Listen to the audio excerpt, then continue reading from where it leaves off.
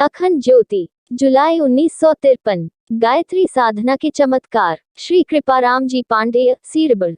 एक मेरे अध्ययन काल में पम वामदेव जी मिश्र ने यह कथा उपदेश रूप में हमको सुनाई थी। मथुरा दत्त नाम के एक ब्रह्मचारी काशी में विद्याध्ययन करते थे। उनका भोग एक समय का 2 सेर का होता था। कोई उन्हें खिलाने को तैयार नहीं होता था। एक तेली उन्हें खाना देने के लिए तैयार हुआ। उस समय आटे की मशीन नहीं चलती थी, उसकी स्त्री स्वयं पीस कर देती थी। कुछ दिनों बाद वह उब गई और अनुचित शब्दों द्वारा एक दिन फटकारने लगी और कहने लगी कि इस निगोड़े को खिलाते खिलाते मेरे चूतड़ों में चट्टे पड़ गए, अब मैं आटा पीस कर इसे नहीं दूंगी। इससे अपमानित हो ब्रह्मचारी जी चल दिए, परंतु तेली ने अपनी स्त्री को बहुत कटुवचन कहते हुए ब्रह्मचारी जी से प्रार्थना करने लगा, महाराज आप प्रतिदिन की तरह मेरे यहाँ से भोजन सामग्री ले जाया करें। किंतु वे नहीं लौटे। किसी महात्मा के पास जाकर आपने इस व्यथा को व्यक्त किया। महात्मा ने उन्हें गायत्री मंत्र जप का विधानतः निर्देश दिया और वे उसी से दक्षिण रामनगर के सामने निरंतर रहकर जप प्रारंभ कर दिया।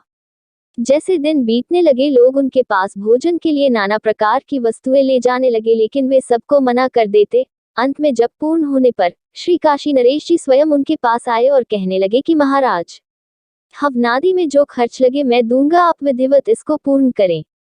किंतु उन्हें कहा, हमारा संपूर्ण कार्य जप से ही पूर्ण होगा, मुझे किसी की सहायता की आवश्यकता नहीं है। इस तरह जप पूर्ण कर यहाँ से वे प्रयाग चले गए और वहां प्रयाग के दूसरे किनारे पर झंसी के पास कुटिया बनाकर रहने लगे। कुछ काल के बाद यह बहुत प्रसिद्ध हो गए और अनेक प्रकार के चमत्कारों द्वारा लोगों का कार्य भी समय समय पर कर दिया करते थे। जब गोरखपुर के पयाहारी पवहारी बाबा ने इनकी इस प्रशंसा को सुना तो एक दिन अपने दलबल के साथ लगभग 10 बजे रात्रि को आ पहुंचे और परीक्षा लेने की दृष्टि से इनके यहाँ कहलवा दिया कि मैं आपका आज अतिथि हूँ और हमारे यहाँ आज एकादशी होने के कारण हाथी घोड़े ऊंट तक फलाहार ही करते हैं, आप इसका उचित प्रबंध कर दें। ब्रह्मचारी जी के पास उस समय एक व्यक्ति बैठा था जो 1 पाव सिंघाड़े का हलवा और आधा सेर दूध लेकर आया था।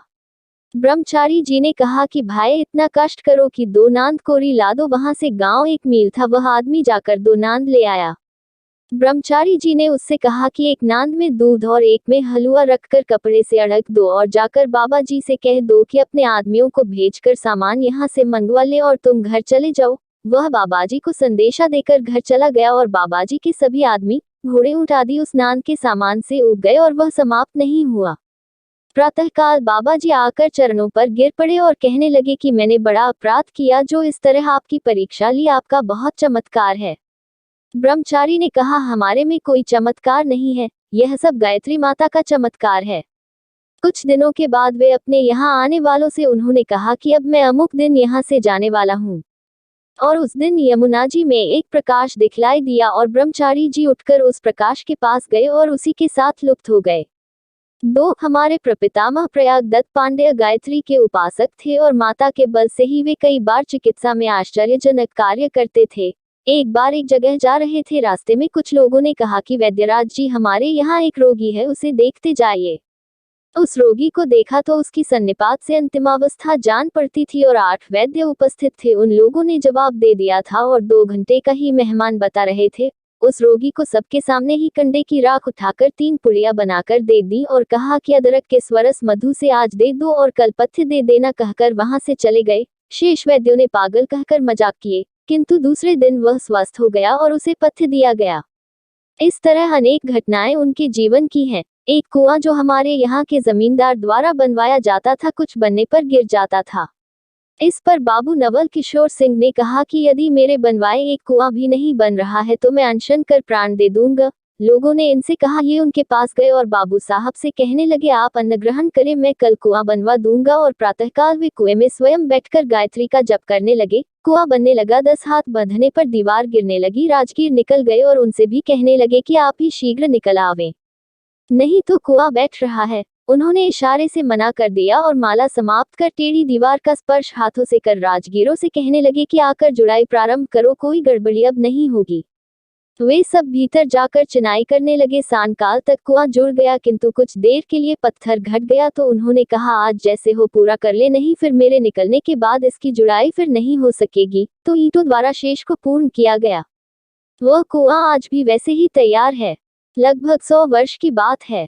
3. हमारे पितामह बाल्यावस्था से ही गायत्री जप में लग रहे थे, जिनका प्रभाव यह था कि रोगी को या उसके दुख को देखकर ही रोगी के अच्छा होने और मरने का बिल्कुल ठीक ठीक समय, तिथि, वार और घंटा तक बता देते थे। असाध्य रोगियों की न चिकित्सा ही करते थे, न देखने ही जाते थे। जीवन के अंतिम 15 वर्ष तो अहर्निशी गायत्री जप, हवन व वेद पाठ में ही लगा दिए थे। मृत्यु से पहले कुछ लोगों से कहते थे कि मैं जितना जप करना चाहता था उसमें कमी रह गई, अतः मुझे पुनः जन्म ग्रहण करना पड़ेगा। अब अमुक समय मेरी मृत्यु हो जाएगी, और उसी समय वे दिवंगत हुए।